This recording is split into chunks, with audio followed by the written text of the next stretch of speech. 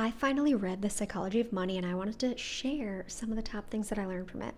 Basically, the book starts out by two different men. One of them was a janitor who knew how to save money and invest, and the other guy was a Harvard graduate. I believe he worked in investments, and he won 40 under 40 on paper. You would think you knew who was better with money, but it was actually the very opposite. The janitor was the one that had $8 million saved in the bank when he passed away, and the other guy pretty much hit a rock bottom. And so it talks a lot about how we should study money more as psychology, because a lot of things come down to greed, insecurity, and so much more. And I just really loved this book because I'm big on emotions and how much it affects our life. And I think we could study so much, but at the end of the day, we really run off of emotions. So let's get into what I learned. People act from their experiences, so don't judge from yours. There's a little part of the book that talks about how a woman worked in a sweatshop and she thought it was great because before that she was a prostitute. So it's really based off of experience. To her, it was good because that was what she knew before it. And that's obviously an extreme scenario, but I mean, I think about the pandemic. That was the worst time financially for many people. For me, it was the best. So when we're looking at things, we're looking at it through our lens, and we can't always judge others based on what that has been for them. Another thing is that we're also relatively new to money. The Roth IRA was not even created until I think it's in 1998. So how do we expect by now to be so good with money? We are relatively babies when it comes to managing and handling it. The second thing is luck and risk is all around you, and they don't fit the stories you want to tell. Basically, be careful who you praise and admire. And it gives an example about Bill Gates and how there was like one in however many schools that were able to get a computer, and it was his. And so he had a best friend that was just as good with computers, but his friend went on a mountain trip and passed away.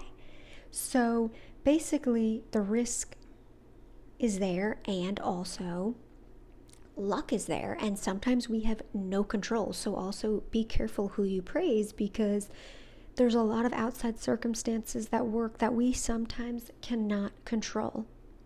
Bill Gates said, "Success is a lousy teacher. It seduces smart people into thinking they can't lose." And then the opposite is also true. Failure is a lousy teacher because it seduces smart people into thinking that their decisions were terrible, when sometimes it just reflects unforgiving realities of risk. So I think that is an amazing point. If you can't recognize when you have enough, you soon will have nothing. And this kind of goes back to the video I just made about social media, but it's basically like I've been really thinking about like how much is enough. Like I see so many successful people online, and it's like it just seems like it's never going to be enough for them. And it really made me check in with myself. And so, people are willing to do whatever for money. And this is a little quote that it said in the book. Reputation is invaluable. Freedom and independence, family and friends, being loved, happiness. Know when it is time to stop taking risks that may harm those things. So getting clear on your values and not just doing anything for that, because your reputation and all these other things matter, and that's when you should draw the line.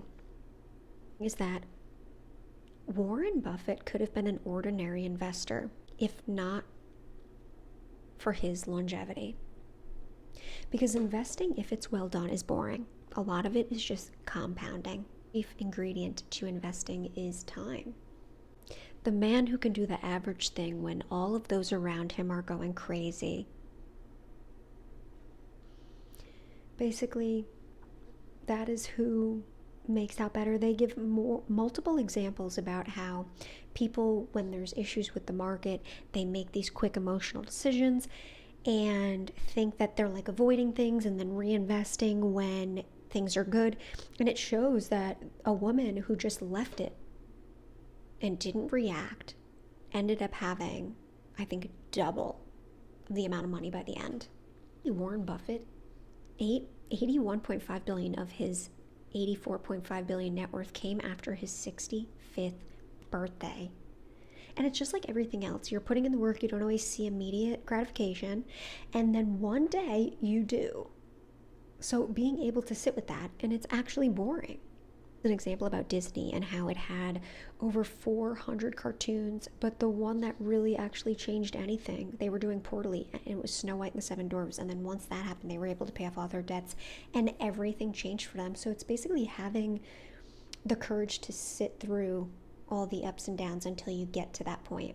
Another thing is people want to become wealthier to make them happier, but at the end of the day, it's different for everyone. The main thing that brings happiness is having freedom of choice and pretty much just feeling free in your time as well. One of the most powerful ways to increase your savings isn't to raise your income, it's to raise your humility. Don't spend money to show that you have it. Basically, your savings equals your income minus your ego.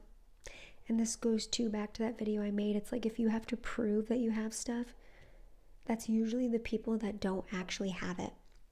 We judge people so much on what we can see and not what we can't. And that was another point that I really strongly believe in this life, is just like some guy that is well known. He was like being interviewed, and he said he never had gotten married up until that point, I believe, and didn't have a family. But then he knew a woman that did, and she stayed in a really unhealthy relationship for 16 years. And society would deem that she was the successful one based on the fact that she was in a long relationship. She didn't agree with that. She thought he was, because she lived most of those years miserable, and a lot of times it's not what you see. You know, we're not seeing people's investments, we're not seeing their savings, we're just seeing what they show.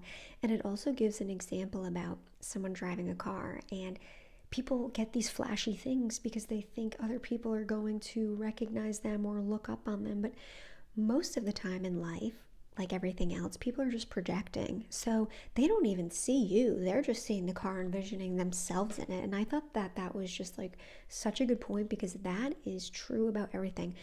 People don't care about you. They care about what you show them about themselves. And so if you get all these things to feel like you are important, remember, most people aren't actually even paying attention to you. There is so much more in this book, and I will probably make another video, but I really wanted to sum it up by saying that things that have never happened before in the world happen all the time. And so just like everything else, the one thing we can control is our emotions, is preparing for our future.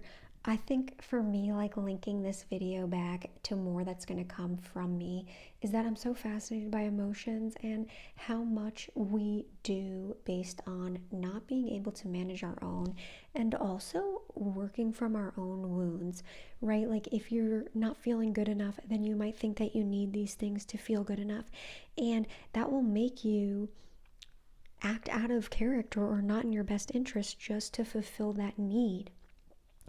And it's not always authentic to you, right? And that can go into so many other things like emotions. Like if you don't feel good enough, you might tolerate relationships that don't make you feel good just so that you feel needed or not rejected. And so I want to bring everything back at the end of the day on this channel, and it's something that I am going to do a lot more with, but we are ruled by our emotions, and a lot of times we are doing things out of filling an inner wound or emotion.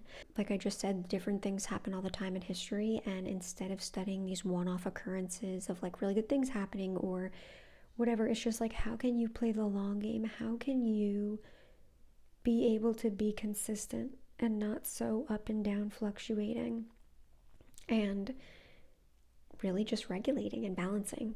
And so I hope that this video brought you some new insights. I would love to hear what you think about emotions, maybe start reflecting on